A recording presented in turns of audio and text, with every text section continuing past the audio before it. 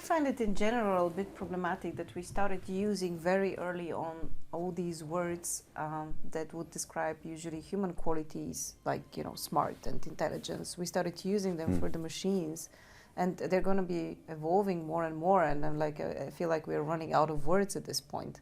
And at the same time, while we're trying to understand our own neural networks so that we can kind of like apply them better onto machines. Sure. We are trying to figure out what a human is, like what is it that differentiates us, and we still don't know.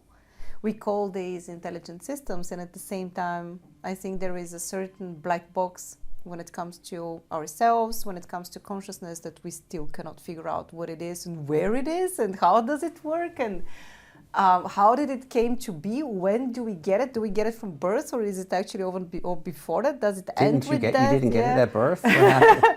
Well, what happened? I'm not even sure that,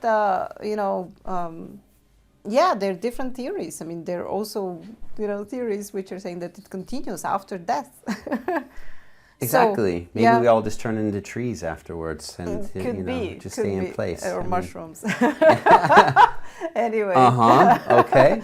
So, but yeah, I find this exciting that the more we work on those systems and the more we try to make them even more effective and more efficient, the more we figure out about ourselves.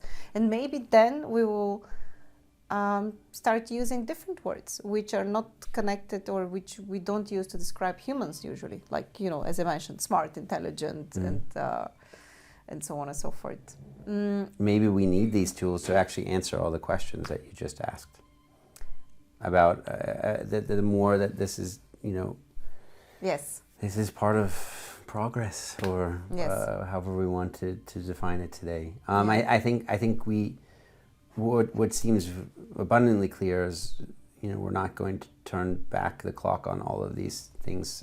They're in motion, they're accelerating, and I think how they can fit into maybe how they can improve and make a more holistic system. I'm not entirely convinced that the topic of expanding computing capacity and solving more and more complex problems this way and having these systems develop is necessarily evil or a bad thing or going to ruin us all. Oh, I don't. I think we should be a little bit careful with that, but we have to be, I think, very aware of some consequences and some possibilities. I think we definitely need to approach this kind of progress in a more responsible way than we are maybe right now seeing, because I find it problematic when policy makers and political decision makers are not aware of what AI actually is and what kind of potential it would bring, and what kind of effect it would have on our economy, on our society. And given maybe, I don't know, the way that I listen to them talking, I don't think that they understand what they're talking about. And at the same time, they're the ones who are going to impose, or assert certain policies, which we need in order for us, to go onto this path in a responsible way. Sure.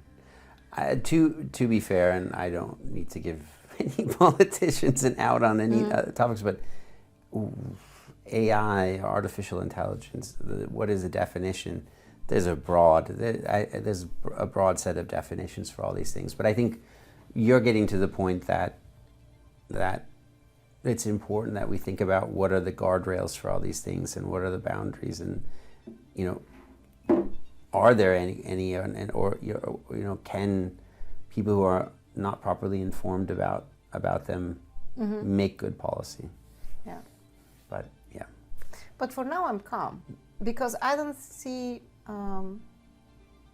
this AI revolution happening as long as you guys in the energy sector don't do your job. That was a long walk getting back to this. Very impressive. And if you're just as passionate about innovation as we are, hit subscribe for the Recursive Podcast on YouTube or your favorite podcast platform. We're everywhere.